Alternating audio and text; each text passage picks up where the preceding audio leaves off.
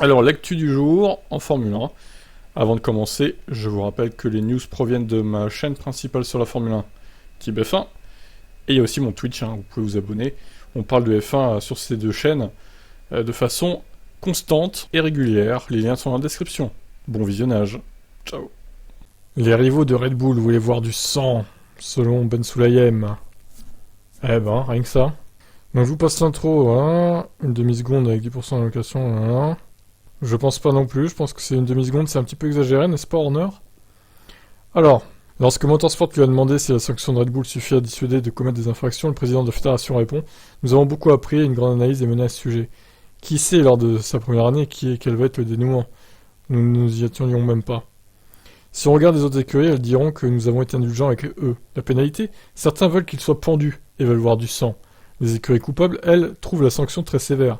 Alors comment trouver un compromis? Il faut être juste. Voulons-nous nous débarrasser d'eux, ou voulons-nous qu'ils se tiennent à carreau? Oh, bah si on pouvait se débarrasser de Red Bull, ça me déplairait pas, Bon, ça ferait quand même 4 voitures en moins, il faudrait trouver une écurie qui remplace, ou 2, mais bon. En revanche, Ben Sulayem reconnaît que le délai de la sanction effective 10 mois et demi après la conclusion n'est pas idéal. Mais c'est ça. La seule chose que je dirais, c'est que nous avons fait en septembre-octobre, ce qui a été fait en septembre-octobre devrait être fait plus tôt. Mais nous avons beaucoup appris en cette première année et nous continuerons d'apprendre. Bref, mieux vaut que ça vienne en mai, pas en octobre. Bah, ça serait bien que, effectivement, l'année prochaine, on ait un bilan de la saison 2022 sur les budgets assez vite. Genre mai-juin, ouais, maximum, quoi. Une campagne de recrutement de la FIA devrait d'ailleurs contribuer à davantage d'efficacité lors des saisons à venir. C'était la première année du règlement financier et veiller à son application est très dur. C'est pourquoi nous avons également discuté des employés. 3 de plus côté financier, 3 de plus côté châssis et unité de puissance. Nous allons encore en recruter davantage si on n'a pas les ressources humaines et les bonnes personnes pour faire respecter le règlement. À quoi sert-il? Oui, tout à fait, Ben Sulayem. Voilà, je vous laisse commenter. Est-ce que Wolf voulait du sang? Est-ce que Binotto voulait du sang? Oh là là, mon Dieu. Non, on voulait juste que justice soit faite. Pas forcément du sang. Voilà. Allez, ciao ciao. Di Montezemolo, Ferrari est une entreprise sans dirigeant. Voilà, magnifique, le petit tacle. Di Montezemolo, qui lui-même a dirigé Ferrari de 91 à 2014 et a été artisan de la venue de Jean Todt à la tête de l'écurie. Lui-même chef d'orchestre de 5 titres, acquis par Schumacher pour le Cheval Cabré de 2000 à 2014. 2004 plutôt. Pourquoi ils ont mis 2014? Par la suite, Di Montezemolo a quitté la tête de Ferrari, remplacé par Sergio Marchionne. Ce dernier, rattrapé par la maladie, a fini par l'emporter. Il avait à son tour cédé les rênes de Maranello à John Elkann en 2018. Interrogé par la Corriere dello Sport sur la situation actuelle de chez Ferrari, avec un poste de directeur d'écurie de F1 toujours vacant depuis le départ de Binotto, Montezemolo a commenté: Je suis désolé de la situation chez Ferrari et je suis inquiet. Dans ces moments, puisque je tiens vraiment à Ferrari, mais je préfère ne pas commenter. Mais je me dois tout de même de constater qu'il me semble que Ferrari est une entreprise sans leader. Boum! Âgé de 46 ans, l'américain John Elkann est le président actuel de la société Ferrari, ingénieur de formation, formé à l'école polytechnique de Turin. Il est accessoirement petit-fils de Gianni Agnelli, l'ancien propriétaire du groupe Fiat et de Ferrari, décédé en 2003. Il est également de notoriété publique que les rapports entre John Elkann et Mattia Binotto n'ont jamais été faciles et que ce dernier avait déjà failli quitter son poste à l'issue de la saison 2021 en raison de tensions répétées avec sa direction, lui qui avait gravi les échelons de Ferrari sous la houlette de Sergio Marchionne. La saison 2022, avec son lot de complications et d'errements, n'a guère arrangé les choses entre les deux hommes, et Mattia Binotto a fini par donner sa démission, qui a été acceptée par Elkann. A noter que toujours selon la presse italienne, Mattia Binotto représentera encore Ferrari lors du prochain Conseil mondial du sport auto, avant de quitter officiellement ses fonctions au dernier jour du mois de décembre. Pour la nouvelle année, il y aura un autre dirigeant chez Ferrari. Voilà, Montezemolo, il a pas tort, franchement, il n'y a pas vraiment de leader chez Ferrari. Il faut une poigne de fer pour tenir ce constructeur, cette équipe de F1. Donc, vont-ils trouver en la personne de Vasseur? Peut-être. Allez, ciao. Alors, De Meo, selon lui, Alpine doit viser le titre en 2026. Oh là là. C'est ambitieux, mais bon. Il va falloir qu'un jour, il joue les victoires et les titres chez Alpine, parce que sinon, ils se demanderont si vraiment l'investissement en F1 était une bonne chose ou pas. Notre présence en F1 a permis de booster la notoriété d'Alpine dans le monde entier, souligne De Meo. En particulier en France, la perception de la marque a progressé de manière très positive, ce qui nous permet de bâtir un pédigré en vue du futur. À ce stade, après seulement 2 ans d'engagement, nous sommes toujours dans une phase d'investissement respectile.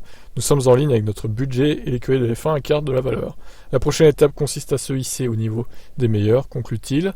Alpine doit être en mesure de viser le titre mondial à partir de 2026.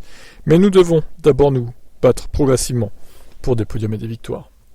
Est-ce que ça sera le cas en 2023? Est-ce qu'ils se battront pour des podiums et des victoires? Ça reste à voir, je pense pas. Mais bon, 2026 c'est dans longtemps, ils ont le temps de s'améliorer d'ici là. Est-ce que vous pensez que c'est réaliste ou pas? Ciao. Voilà. Trop gros, Max. Il faut se mettre au régime maintenant. Tu as trop mangé à la cantine. Verstappen devra veiller à ne pas prendre trop de bons points cet hiver, et ce alors que on approche de la période de fête de Noël. Marco, consultant motorsport de Red Bull, révèle que son champion du monde s'est laissé un peu aller cette année. Il a désormais quelques kilos à perdre d'ici l'ouverture de la saison prochaine de Formule 1. Il est vrai que nous avons dominé cette saison 2022, alors que notre voiture était au-dessus du poids minimum. C'est-à-dire peut-être la raison pour laquelle l'équipe a fermé les yeux sur le poids de Max cette année. Max doit perdre quelques kilos cet hiver. Il va encore en profiter pendant la fête, mais après, je suppose qu'il va s'y mettre à fond. C'est malheureux, mais les pilotes de F1 sont comme des jockeys de nos jours, ajoute Horner, le team principal de Red Bull. Ils doivent arriver sous un certain point. Malheureusement, avec tous les steakhouse à Austin et les taquarias au Brésil, nous avons vu ce poids commencer à grimper un peu, mais je suis sûr qu'il sera de retour à un point minimum, un poids optimum même pour les essais hivernaux. Donc voilà pour notre ami Verstappen, qu'il faut qu'il maigrisse un petit peu, hein, Max. Hein. Allez, ciao ciao. Tesla Model 2. Alors à Spa, une nouvelle tribune apparemment en construction. Surplombant la source. Ils font des efforts incroyables, le circuit. Hein. C'est pas qu'avec le Grand Prix de Belgique a fait l'objet d'une rénovation majeure au cours de la dernière saison morte pour répondre aux problèmes de sécurité dans certains virages. Une nouvelle tribune surplombant la voie des stands d'endurance utilisée pour la course annuelle des voitures de sport de 24 heures de Spa est actuellement en construction pour ajouter environ 7000 nouveaux sièges. Les promoteurs de l'événement Spa ont signé un nouveau contrat cette année garantissant que sa course reviendra au calendrier F1 2023, mais l'avenir du Grand Prix de Belgique, au-delà de cette saison 2023, reste incertain, évidemment. Alors, voyons. Bon, évidemment, la photo est énorme. Là, c'est du super HD, hein. Ok. J'ai dézoomé un peu. Donc ça, c'est un render 3D, vous l'aurez compris. Ouais, c'est pas mal. Hein. Bon, là, moi, ma tribune favorite, même si je suis jamais allé au circuit, c'est vraiment la tribune en haut du raidillon. Ça va être tellement spectaculaire, quoi. Ça va être la folie, hein, franchement. Mais bon, les places sont hyper chères, quoi. Donc voilà, pour cette nouvelle concernant Spa, je vous laisse commenter. Est-ce que vous allez y aller en 2023, du coup, à Spa? Dites-moi en commentaire. Alors, la F1 ne devrait remplacer le Grand Prix de Chine que si elle trouve la bonne course, selon Zak Brown. Bah écoutez, moi j'ai envie de dire, il y en a pas mal des courses qui peuvent remplacer la Chine, je vois pas où le problème. Hein. Nous ne devrions pas simplement le remplir pour le plaisir de le remplir. Ok. La F1 courait pour la dernière fois en Chine en 2019, l'événement a été annulé après à cause du Covid. C'est dommage que nous ne retournions pas en Chine, je pense que c'est un marché important, ouais non, c'est pas une grosse perte, hein, ça va, on va s'en remettre. J'espère qu'ils régleront tous leurs problèmes liés au Covid, car je comprends que c'est le problème et qu'ils y retourneront en 2024. Donc, divers candidats ont été évoqués. Donc, il y a dans la liste Algarve au Portugal, comme on avait précédemment dit. Il y a aussi la Turquie, qui est de retour dans les négociations, apparemment. Et Paul Ricard, j'y crois un peu moins. Paul Ricard, bizarrement. Après, pourquoi pas, hein. Moi, je dis, vaut mieux Paul Ricard que rien à voir, mais bon. Alors, des trois, je préfère la Turquie, au niveau tracé. Après, Paul Ricard, éventuellement deuxième et troisième Portugal. Donc on verra, normalement, dans quelques jours, on saura, hein. Peut-être même avant la fin de la semaine. Je vous laisse donc commenter. Et Lewis Hamilton qui remporte le prix du pilote britannique de l'année, décerné par Autosport. Magnifique. Les lecteurs d'Autosport ont élu Lewis Hamilton meilleur pilote britannique de la saison 2022, devant son coéquipier Russell et Norris est troisième. Et quatrième Tom Blomqvist. C'est la 8e fois que Lewis remporte le prix. Dans leur article présentant le Britannique, Autosport a écrit qu'il s'est battu pour aider Mercedes à développer le W13 en difficulté en 2022 et a terminé 6e du classement des pilotes avec 9 podiums. Le prix a été remis le 4 décembre aux Autosport Awards à Grosvenor House sur Park Lane. Tout en acceptant le prix, Lewis s'est adressé à la couronne par liaison vidéo. Bonsoir à tous, je me suis désolé de ne pas avoir pu être là, mais un grand merci à tous les lecteurs d'Autosport. Je me souviens encore de la première fois au prix, il y a de nombreuses années. Il y a des pilotes incroyablement talentueux cette année, je ne peux pas croire combien de pilotes britanniques incroyables nous continuent à produire. Je suis honoré de remporter ce prix, merci beaucoup. Les autres pilotes britanniques qui ont remporté ce prix sont Mansell, Hill, Button, Norris, Brundle et Coulthard. Alors, un petit bonus pour la fin quand même. Ça a aussi décerné donc le rookie de l'année. Bon, ça va, du coup, Joe était pas trop inquiété, hein. Mais c'est Horner qui nous a fait rigoler, écoutez donc. Yes, and the winner is Toto. It's Joe Guan Yu.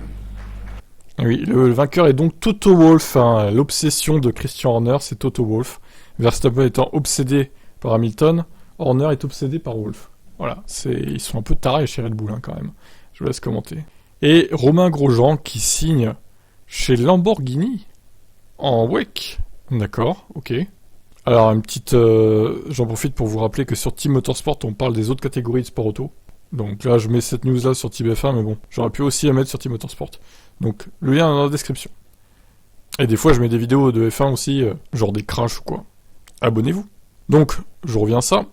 Grosjean rejoint désormais Lamborghini, avec qui il prendra part au développement de nouveaux prototypes LMDH qui seront engagés à partir de 2024 au championnat du monde d'endurance WEC, mais aussi au championnat d'endurance américain IMSA. Petite vidéo teasing. Hi, Romain Grosjean here, and I'm really proud and happy to be joining Lamborghini Squadra Corse Iron Lynx for the 24 Hours of Daytona, and then to be starting the development of the Lamborghini Iron Lynx LMDH for 2024. Quel accent romain. Ciao, Romain Grosjean, sono molto contento. Oh, il parle italien et tout, Romain, oh là là, quel homme. Incroyable. En 2023, l'ancien pilote As disputera également quelques courses en GT sur une Lamborghini Huracan GTE Evo 2, en parallèle à une nouvelle saison d'IndyCar avec Andretti. Romain Grosjean est ainsi le troisième pilote Lamborghini officiel annoncé par la marque italienne après Mirko Bortolotti et Andrea Caldarelli. Il effectuera ses débuts en course au volant du prototype LMDH à l'occasion des 24 heures de Daytona en janvier 2024 pour l'ouverture du championnat IMSA, sous les couleurs de l'équipe Iron Lynx, partenaire de Lamborghini pour ce projet, en association avec Prema Engineering. Très bien. Eh ben, une nouvelle carrière s'ouvre à Romain, en plus de l'IndyCar, magnifique. Vous en pensez quoi? Hamilton et Russell pourraient guider Mick Schumacher, selon Ralph. Et oui, ils vont être la babysitter de Mick, du coup. Alors je crois qu'ils ont autre chose à faire quand même, hein. Il faut qu'ils gagnent un titre maintenant. Mick vise un retour dans un cockpit de titulaire, a-t-il rappelé à Sky. Comme étape intermédiaire, un engagement en tant que pilote d'essai de réserve chez Mercedes est évoqué. Pour Mick, ce serait certainement une démarche judicieuse, car elle pourrait travailler avec une équipe qui a beaucoup d'expérience et qui pourrait l'aider à progresser. Les procédures chez AC Mercedes sont différentes, et c'est quelque chose dont Mick peut bénéficier. Pour lui, il serait assurément important de travailler avec une équipe comme Mercedes, et faire du travail en simulateur, d'apprendre de Lewis Hamilton et Russell, qui ont tous deux gagné des courses, ou dans le cas d'Hamilton, des championnats du monde. Mick pourrait acquérir une expérience d'une richesse incroyable là-bas. Hamilton est maintenant si avancé à un âge qu'il transmet beaucoup de choses aux jeunes pilotes. Tout bien considéré, ce serait incroyable pour Mick de travailler avec ces deux pilotes, et avec une telle structure, surtout parce qu'ils veulent de lui. On peut difficilement le dire plus clairement, comme l'a fait Toto Wolff. Ce serait aussi une nouvelle expérience pour Mick, après une telle année, d'être enfin dans une équipe qui le soutient. Ouais, en attendant, pour l'instant rien n'est signé, hein, donc ils le veulent peut-être, mais ils font traîner les choses en tout cas. Bon, ils laissent peut-être passer les fêtes de fin d'année, je ne sais pas. Je vous laisse donc commenter. Alors, Laurent Rossian rajoute une couche sur Alonso. Il confirme les critiques d'Ocon, Alonso n'a pas travaillé sur le simulateur. Donc récemment, pour ceux qui n'ont pas suivi, Ocon a dit qu'il avait fait 98% du travail en coulisses, et Alonso environ 2%, quoi. Rossi n'a pas voulu citer de chiffres précis, mais a confirmé la critique d'Ocon, et immédiatement indiqué qu'ils adopteront une approche différente avec Gasly. Pierre participera également au travail sur simulateur, c'était l'un des grands facteurs de différenciation avec Alonso. Tous les pilotes ne passent pas du temps en simulateur, mais c'est certainement un élément crucial aujourd'hui à l'époque où on vit. Cette année, avec une nouvelle monoplace, il y avait beaucoup de travail à faire, et Fernando n'est pas quelqu'un qui aime conduire des simulateurs, même si cela change rien au pilote qu'il est, au pilote incroyable qu'il est. Voilà, le petit taquet de faire contre Fernando, hein, il s'en donne à cœur joie chez Alpine maintenant. Bon après voilà, hein, il a pas bossé dans le simulateur, mais ça n'empêchait pas de faire des bonnes perfs en course. Mais bon, c'est quand même Ocon qui s'est tapé tout le développement au final. C'est un peu dommage. Voilà pour cette news rapide, ciao ciao.